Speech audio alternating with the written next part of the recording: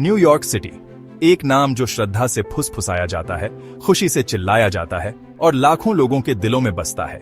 ये एक ऐसा शहर है जिसे किसी परिचय की जरूरत नहीं, एक ग्लोबल आइकॉन जो अपनी ऊंची इमारतों और जीवंत सड़कों से तुरंत पहचाना जाता है।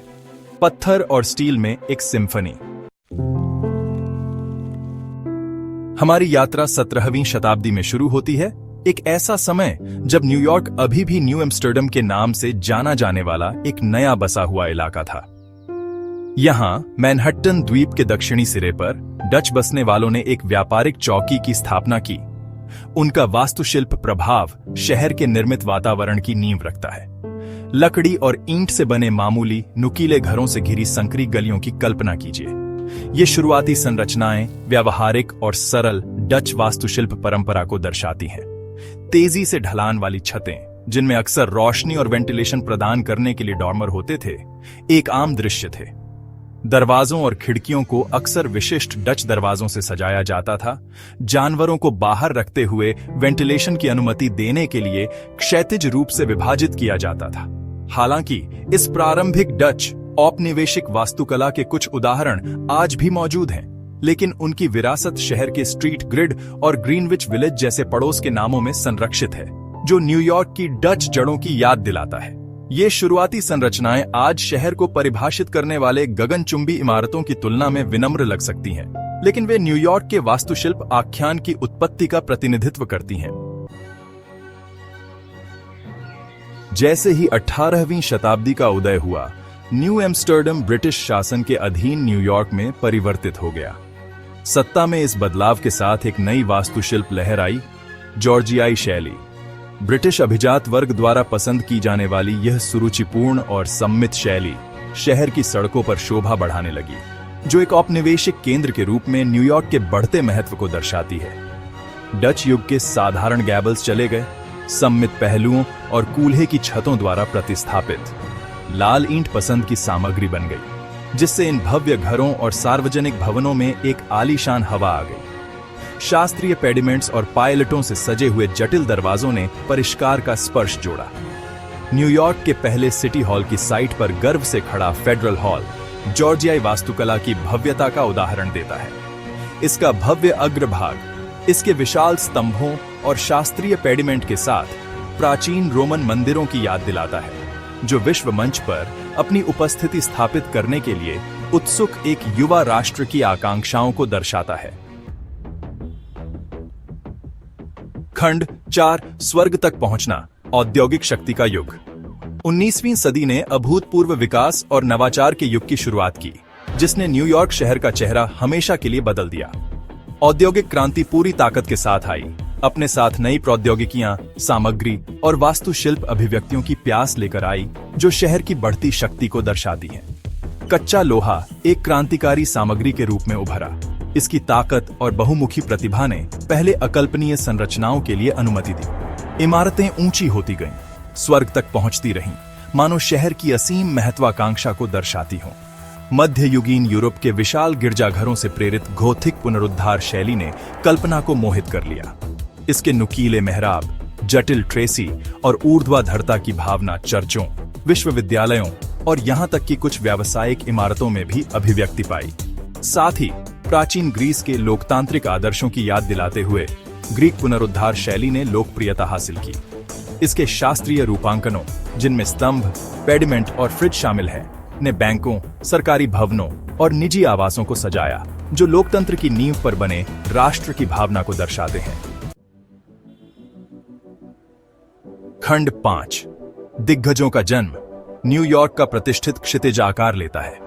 जैसे ही 19वीं सदी ने 20वीं सदी को रास्ता दिया, एक नए वास्तुशिल्प चमत्कार ने न्यूयॉर्क शहर के क्षितिज को परिभाषित करना शुरू कर दिया। गगनचुंबी इमारत। लिफ्ट के आविष्कार और स्टील फ्रेम निर्माण के विकास ने ऊर्ध्वाधर निर्माण की एक लहर अनलीस्ट की, जिससे शहर का चेहरा हमेशा के लिए बदल गया।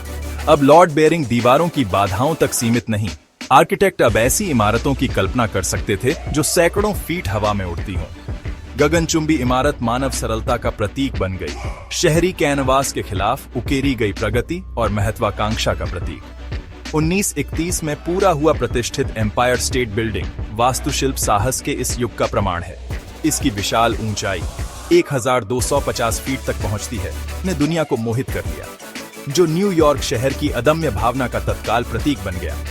इसकी आर्ट डेको डिजाइन, इसकी चिकनी रेखाओं, ज्यामितीय पैटर्न और ऊर्ध्वाधरता की भावना के साथ गर्जनती 20वीं सदी के आशावाद और गतिशीलता पर कब्जा कर लिया। खंड 6, एक नया विश्व व्यवस्था। युद्ध के बाद के युग में वास्तुकला। द्वितीय विश्व युद्ध के अंत ने न्यूयॉर्क शहर में वास्तुकला के लिए एक महत्वपूर्ण मोड़ दिया। जैसे ही शहर युद्ध के बाद से जूझ रहा था और एक वैश्विक शक्ति के रूप में अपनी भूमिका को अपना रहा था, इसके वास्तुशिल्प परिदृश्य ने इन बदलते गतिशीलता को दर्शाया। अंतरराष्ट्रीय शैली, कार्यक्षमता, अति सूक्ष्मवाद और कांच, स्टील और कंक्रीट जैसी आधुनिक सामग्रियों के उपयोग पर जोर देने के साथ प्रमुख वास्तुशिल्प भाषा के रूप में उभरी। 1952 में पूरा हुआ संयुक्त राष्ट्र मुख्यालय अंतरराष्ट्रीय शैली के सिद्धांतों का प्रतीक है। इसका चिकना कांच का अग्रभाग अलंकरण से रहित पारदर्शिता और अंतरराष्ट्रीय सहयोग के लिए संगठन की प्रतिबद्धता को दर्शाता है। इमारत के न्यूनतम डिजाइन, किसी भी अनावश्यक सजावट से रहित, का उद्देश्य एकता और उद्देश्य की भावना पैदा करना था। अंतरराष्ट्रीय शैली के साथ साथ क्रूरतावाद ने शहर के वास्तुशिल्प टेपेस्ट्री पर अपनी छाप छोड़ी। यह शैली विशेष रूप से उजागर कंक्रीट सामग्री के अपने कच्चे, ईमानदार उपयोग की विशेषता है, अक्सर विभाजित राय। इसके समर्थकों ने इसे अलंकरण की अस्वीकृति और संरचनात्मक ईमानदारी के उत्सव के रूप में देखा। खंड 7, शहरी विकास, स्थिरता और न्यूयॉर्क के क्षितिज का भविष्य। न्यूयॉर्क शहर का वास्तुशिल्प आख्यान विकसित होता रहता है, अब एक अधिक सूक्ष्म दृष्टिकोण अपनाती है, जो स्थिरता, समुदाय और हरे भरे स्थानों के निर्माण को प्राथमिकता देती है।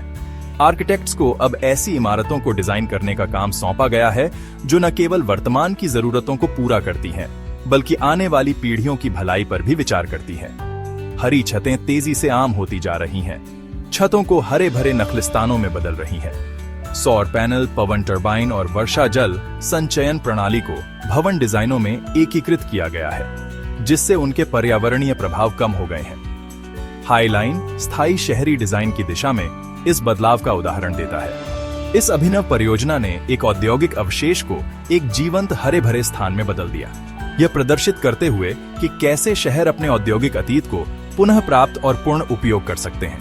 न्यूयॉर्क शहर की वास्तुशिल्प यात्रा शहर की लगातार विकसित हो रही भावना का प्रमाण है। एक डच व्यापारिक चौकी के रूप में अपनी विनम्र शुरुआत से लेकर एक वैश्विक महानगर के रूप में अपने शासनकाल तक, शहर की इमारतों ने इसकी आकांक्षाओं, इसकी चुनौतियों और इसकी जीत को दर्शाया है। जैसे जैसे न्यूयॉर्क का विकास जारी है, एक बात निश्चित है, इसका वास्तुशिल्प आख्यान आने वाली पीढ़ियों के लिए